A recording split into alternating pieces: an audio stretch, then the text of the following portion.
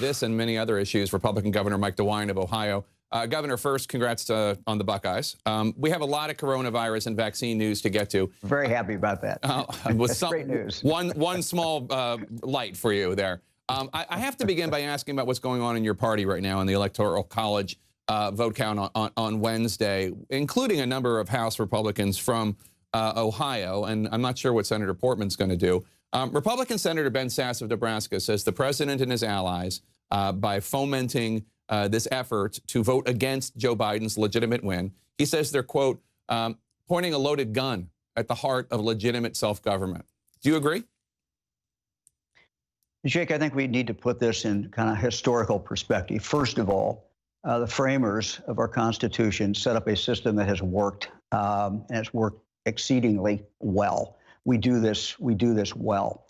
Second, if you go back, I was in Congress in 2005 when we had some Democrats who wanted to challenge and did challenge Ohio's election, and there was no, basis for that. That did not work. So this is not the first time that this is happened. We're only 17 days away from Inauguration Day. Are there some problems in the system as far as potential fraud or fraud that occurred? Yeah, but we've not seen anything that rises to the level that would have changed the outcome of the election. I think Senator Portman, you mentioned Senator Portman, I think Senator Portman has a good proposal. And that proposal is to get two very distinguished people in this country, Democrat and Republican, have a commission and to take a hard look at voter security. Yeah. We have a lot of people in this country who are very concerned about because they've been lied to, Governor. And with the change in Governor, because they've been lied to by President Trump Jake, for weeks. Jake, time out a minute. Let's stay at the big picture. The big picture with changes in technology, potential hacking, all of these things, we need to have a commission, as Senator Portman says, that takes a long look at this. Not something you can do in 10 days, but to take a look at this. Why is this important? If for no other reason than there's a lot of people out there who are questioning this election.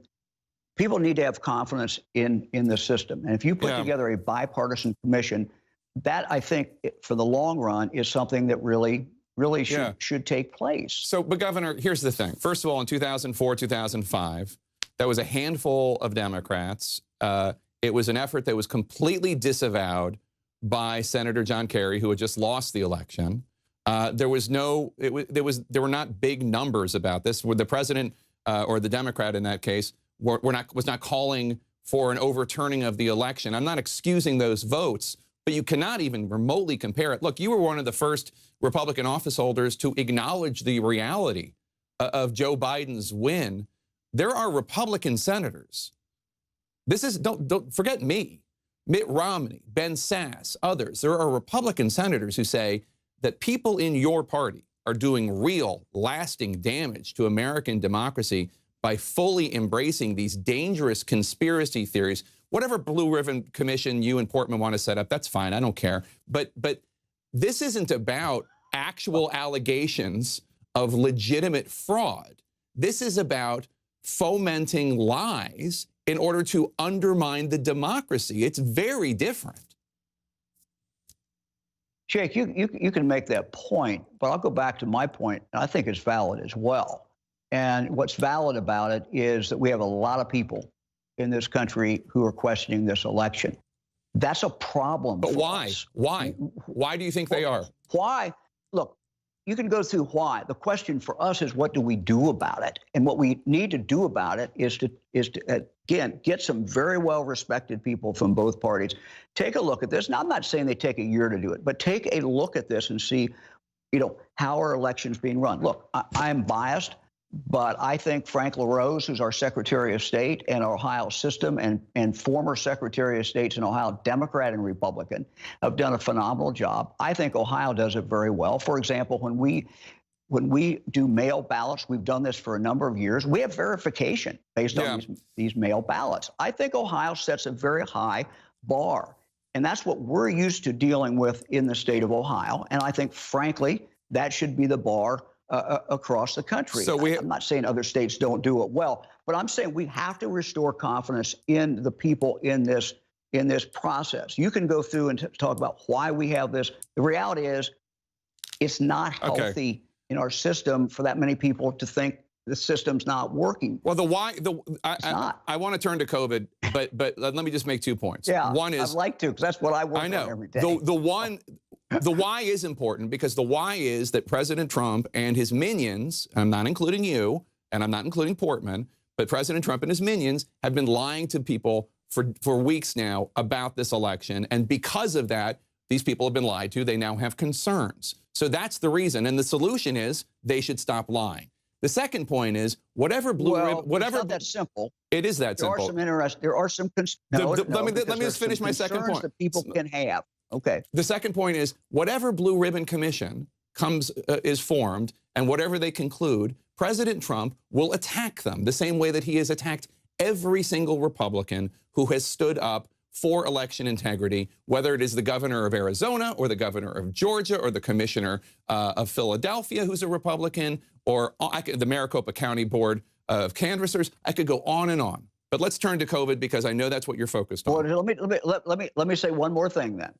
The system works. The judicial system. You and I've had this talk before. It has worked. You have had Republican-appointed judges all the way to the United States Supreme Court who have made decisions. And I remember we had Democrats who said, "Oh, they won't be able to make good decisions." They've made decisions, and it should restore some trust that people in the system does in fact work. The judicial system works, and our mechanism for electing a president of the United States works. Well, tell your colleagues, because they're the ones who are not agreeing with it. But let me just at least ask you. Let's talk about COVID. Yeah, Ohio's administered about 150,000 vaccine doses so far. You said you're not satisfied with the rate of vaccinations. President Trump is blaming governors such as yourself for the vaccination shortfalls. He tweeted, quote, "Some states are very slow to inoculate recipients despite successful and very large-scale distribution of vaccines by the federal government." Is President Trump right that this is a failure of state leadership?